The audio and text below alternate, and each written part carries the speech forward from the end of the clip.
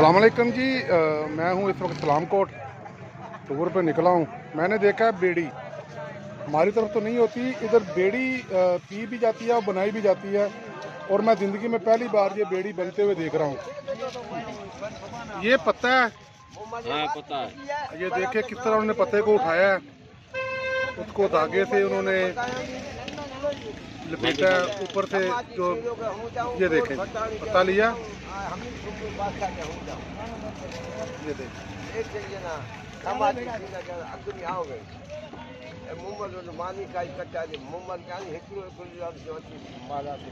ये एक दर्जन कितने की बेचते हैं? 100 रुपये का 25 सिगरेट है। 150 रुपये का 25 सिगरेट होता है।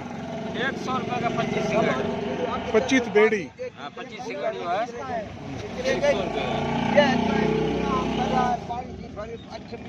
ये देखे जी, ये पत्ते और ये तम्बाकू। ये छोटी भी है? हाँ छोटी भी है, बड़ी भी है। बहुत शुक्रिया जी आपका, थैंक यू।